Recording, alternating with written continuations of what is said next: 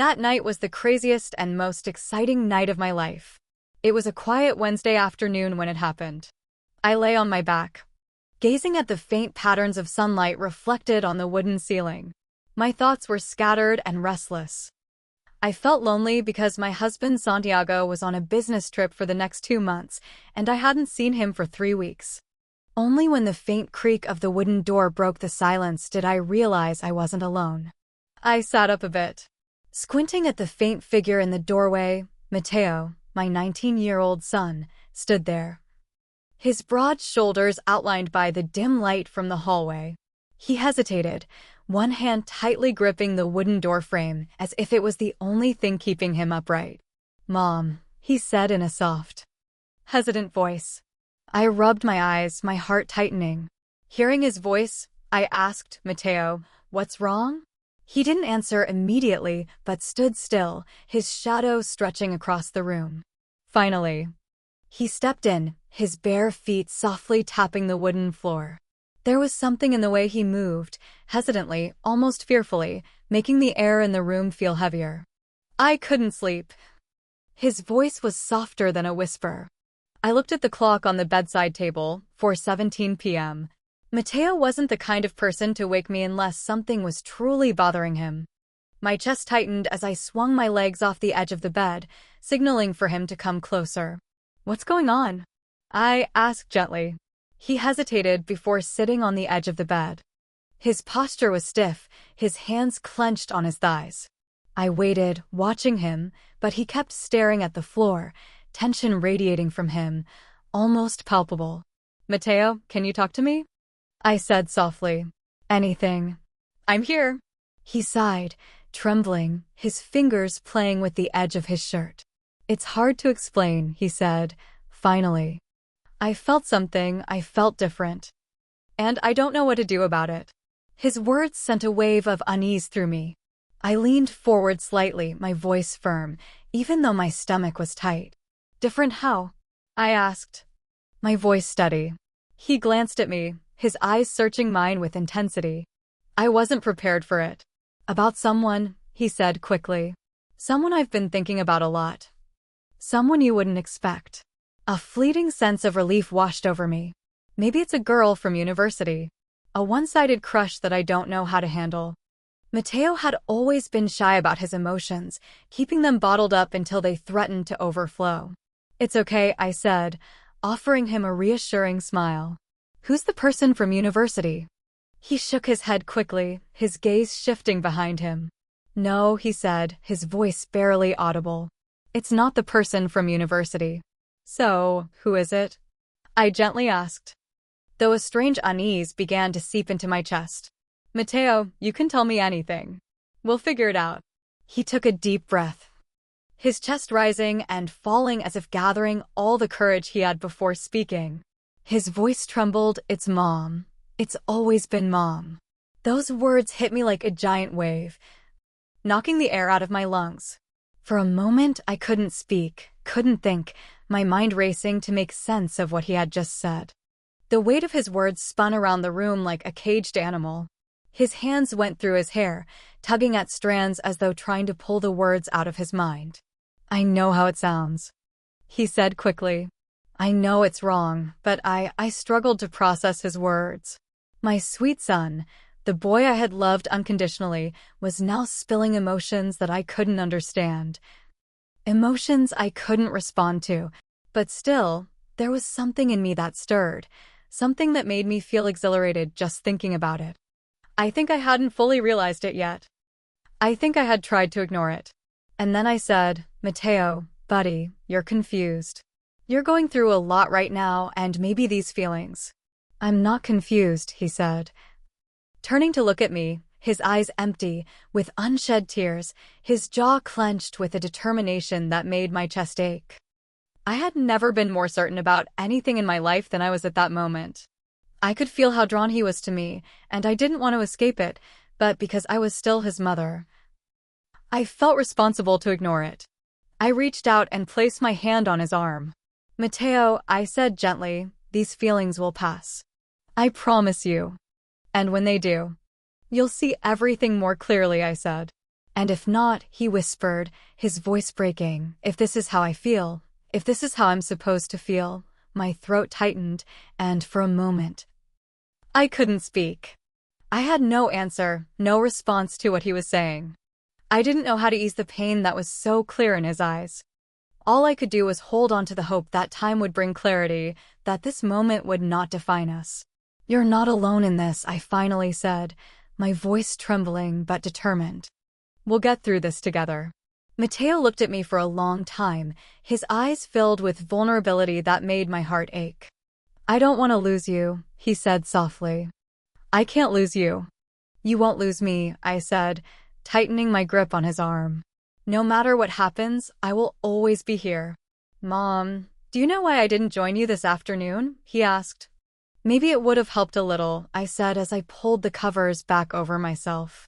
He nodded and slowly climbed into bed next to me. I hugged him. And I felt something, though I didn't say anything to him. I just said, "Good afternoon, my love," and he smiled at me. The silence that followed was heavy, but not unbearable. It was the kind of silence that contained fragile but sincere promises. And as I closed my eyes, I felt a glimmer of hope that we could weather this storm together, even though it seemed impossible. But deep in my heart, I knew that this was just the beginning, and once again, I was right. An afternoon like this was approaching, one that would end in a completely different way. But this afternoon, nothing happened. Yet it was drawing nearer because love, especially a love as complex as this, doesn't fade away in silence. There were things that needed to be addressed, and I didn't know how those calculations would unfold the afternoon after Mateo's confession. It felt surreal. The silence in the house, which usually brought comfort, now weighed on me like a suffocating weight. Every corner, every familiar object seemed to groan under the unspoken tension between us. I kept busy with housework, hoping the routine would bring stability, but my hands shook as I folded clothes, and my mind raced with questions I couldn't answer. What did this mean for me? For us? For him? For me? The sound of a chair scraping in the kitchen pulled me out of my thoughts. Mateo was sitting at the table, staring at his bowl of oatmeal, which looked no different than my teacup on the counter.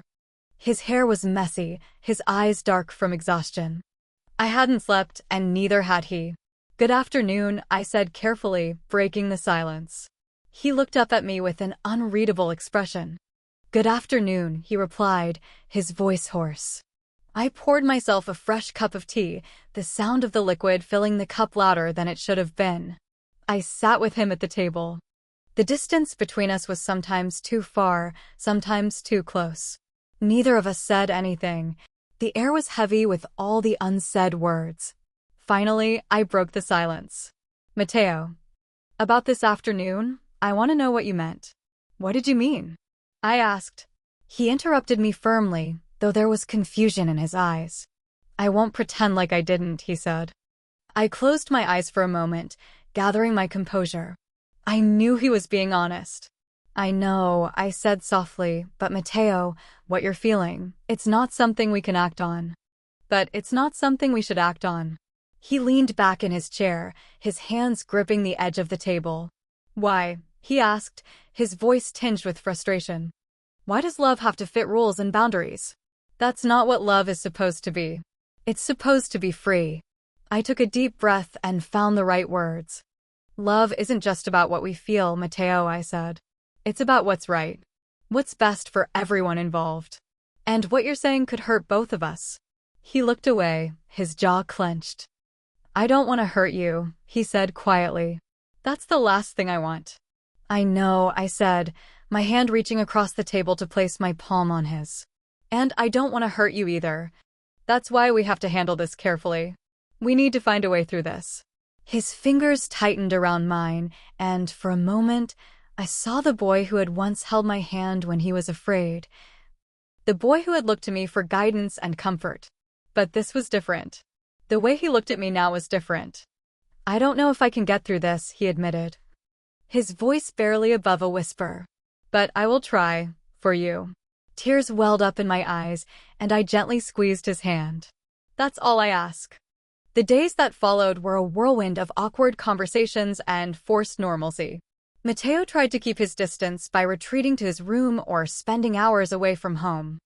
I told myself that the space would help him sort through his feelings, but I missed him. I missed our easy relationship. The relationship we shared before everything changed. From the afternoon he confessed, we slept in the same bed every night, but I still noticed a distance between us. One afternoon, as I was preparing a snack, I heard the front door open and then close. Mateo stepped into the kitchen, his hair wet from the rain. He looked at me for a long time, as though deciding whether or not to say something. "Hello," I said, trying to keep my tone light. "You're just in time. The snack is almost ready." He didn't answer immediately. Instead, he walked up to the counter and leaned against it, arms crossed. I thought he was about to speak, but he didn't. Finally, I turned off the stove and faced him. My heart was tight. "About us," he said. His gaze focused on what I had said earlier that afternoon. I swallowed, preparing myself. I knew exactly what he was talking about. "Mateo, I think we agreed," I started. But he cut me off. "I'm not here to argue," he said. "I just need to say this." I nodded, signaling for him to continue. "I've been trying to understand what to do with these feelings," he said, his voice small but firm. "And I realized something. I don't want to lose what we have, Mom. Even if it's not what I wanted it to be. I'd rather have you in my life as my mother than risk losing you completely." A wave of relief washed over him, though it was softened by the sadness in his voice. "You won't lose me," I said. "No matter what happens, I'll always be here for you." He nodded, his lips pressed into a beautiful smile. "I know, but it's hard. So hard." I moved closer and placed my hand on his. "It'll take time," I said gently. "But you're strong, Mateo. And I'll help you through this in any way I can." His eyes met mine, and for a moment, the tension between us seemed to lessen. "Thank you, Mom," he said quietly. "That means a lot." We stood there in the kitchen, the rain tapping on the windows, and for the first time in days, I felt like we might be okay. But life has a way of complicating everything when you least expect it. Just when I thought we had found some peace, something happened that threatened to shatter it all. The awkward truce Mateo and I had established, a fragile but effective one, had begun to break down. He tried to smile more, laughing at my jokes and eating out with me like he used to. I clung to those moments, convincing myself things were getting better. But late at night, when the house was quiet and I was left alone with my thoughts, the weight of his confession still lingered. One evening, after a long day at work, I found Mateo in the living room. He was sitting on the couch, staring at the TV. An old comedy was playing, its laughter track echoing awkwardly in the stillness of the room. He looked up when I walked in, his expression unreadable, exhausted. "I'm fine," he shrugged, though I could see the weariness in his eyes. I hesitated before bringing up anything specific. He chuckled lightly, but there was no humor in it. "I don't think about it," he said, his voice tight. "I've been trying, really trying, but it's not that simple. You can't just turn off feelings like a switch." "I know," I said softly, "but we have to keep going for both of us." He turned to face me, looking me in the eyes. Then, out of nowhere, he asked in a small voice, "Have you ever thought about what it would be like if things were different?" I froze. His question surprised me.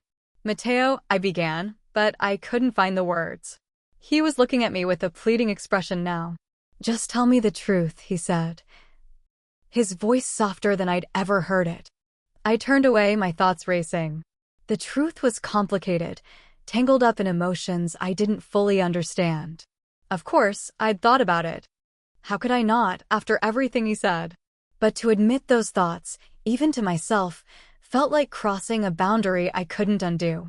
Finally, I spoke, forcing my voice to stay steady. "What's important is doing what's right, and this is not it." He sighed deeply, running a hand through his hair. "I know you think that. But what if we could?" I looked at him, a mixture of disappointment and sadness in his eyes. "Are you scared?" he asked, his voice quiet. In that moment, I understood. It wasn't just his problem or mine, it was about everything we'd built. Everything we could lose. But I lied. I was scared. I was right to be scared, but for the wrong reasons. I was scared to tell him that. The next 2 days felt like a weight pressing down on me. I feared what I had to say to him, but he didn't respond, and the silence that followed was deafening.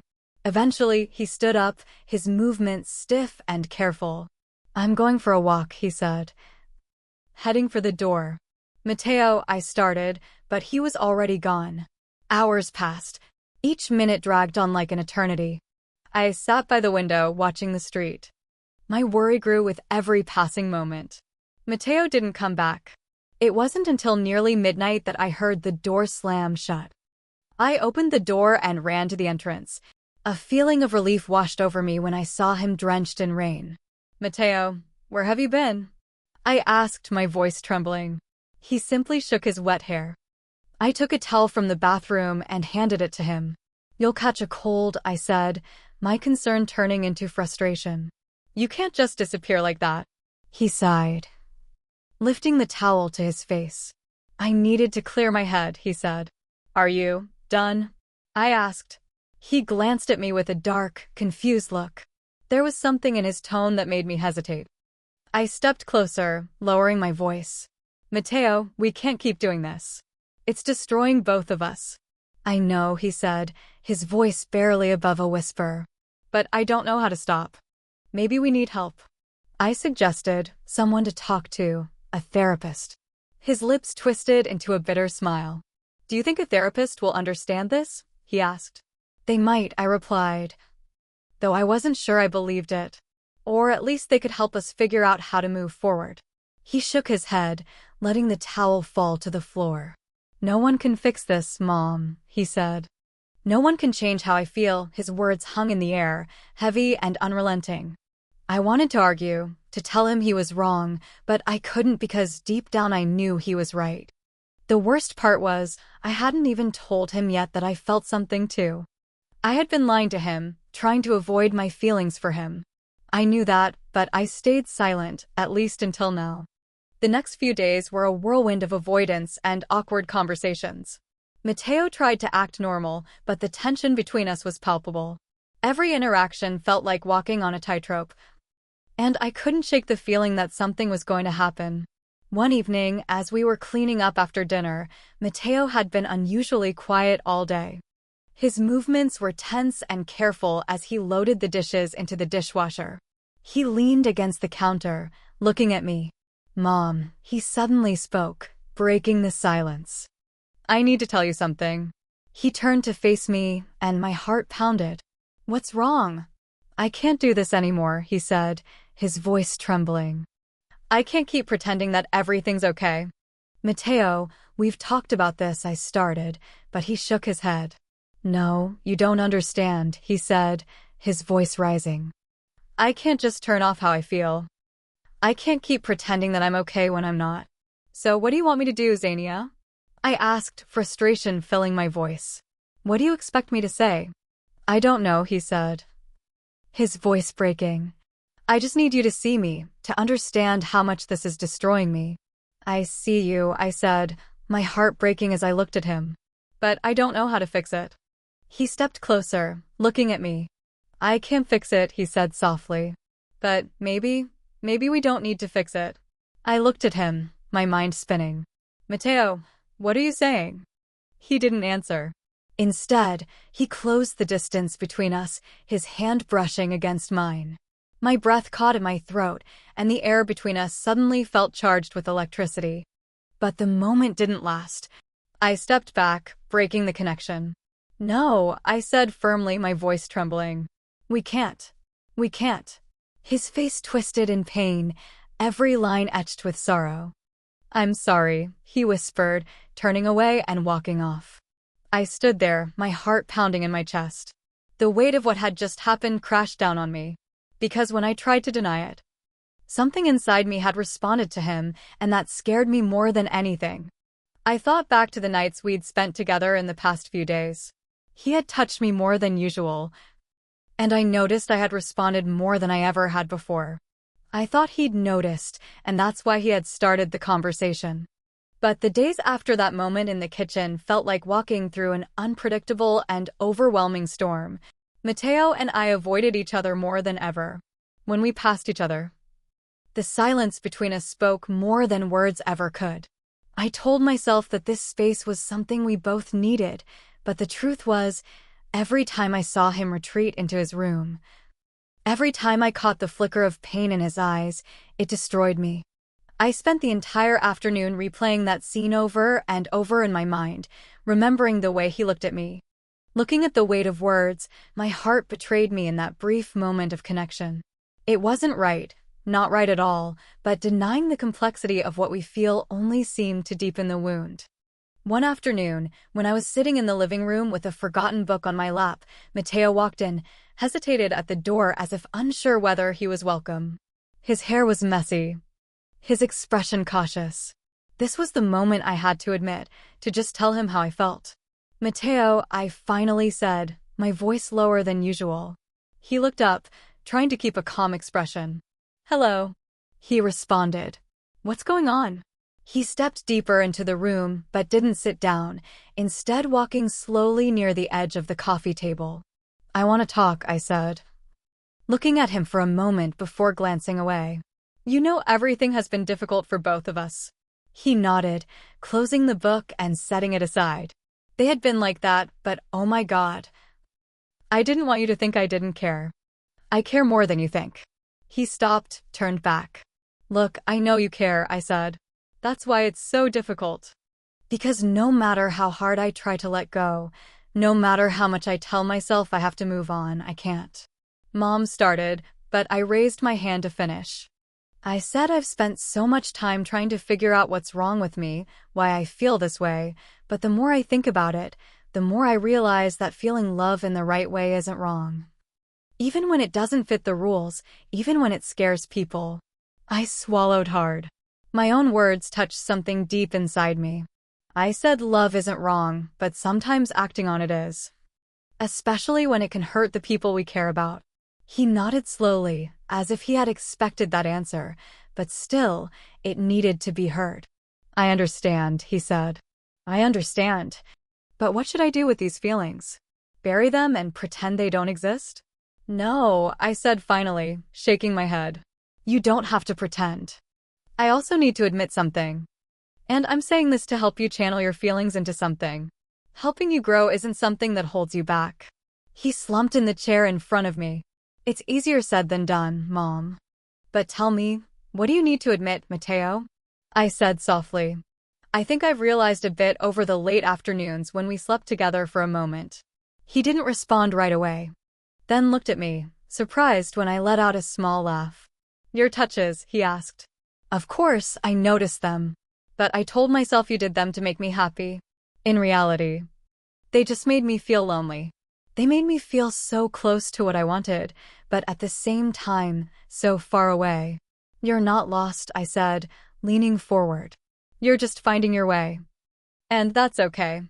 That's part of growing up." He looked at me, his eyes filled with vulnerability that made my chest ache. "I don't want to lose you, Mom," he said. "I can't lose you. You won't," I said, my voice firm. "No matter what happens, I'm here. That will never change." At that moment, he didn't realize his heart was pounding in his chest.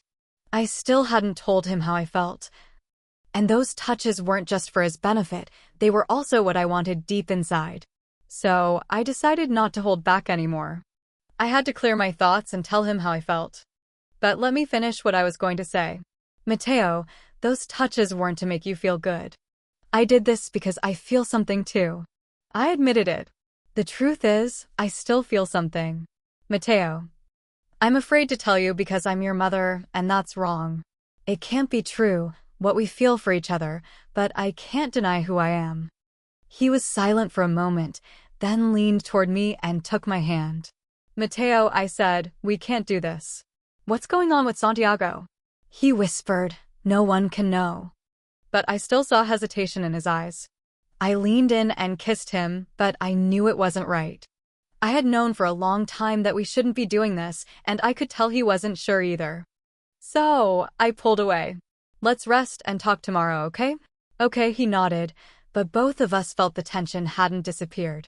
We both went to the bathroom to brush our teeth and prepare for bed. When I changed into my nightgown, I smiled at him as he washed his face. I went to the bedroom and got into bed.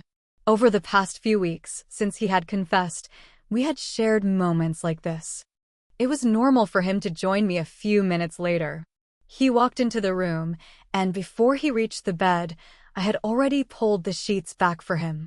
But even then, the tension was still present, so I said, "Let's make sure we get a good rest and talk tomorrow." "Okay," he said, and it seemed like he had accepted that nothing would happen. But I was still unsure. I turned off the bedside lamp and said, "Good night," moving away from him.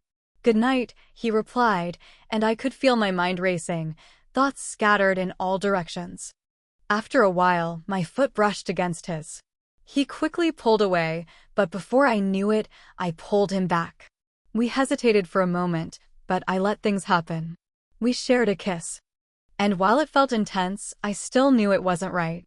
I relaxed, trying to forget everything, focusing on the moment. It wasn't bad. It wasn't wrong. It was just simple affection. Something that had developed naturally between us. But I reminded myself that this shouldn't happen. It couldn't. The next day, I could see he was more at peace. Even though there were moments of tension between us. His father returned, and he started spending more time with friends, reconnecting with his old hobbies. I focused on my own routine, seeking comfort in the small, everyday tasks that helped life move forward. But even though I wanted to believe we were healing, what happened between us still lingered in a way neither of us could fully escape. I haven't told my husband yet. Mateo and I haven't spoken about it either. I don't know what to do or what to think about it. What do you think? I'm curious about other people's opinions, and that's why I'm sharing this story. What happened was complicated. But I can't deny it. And above all, I can never go back to the way things were.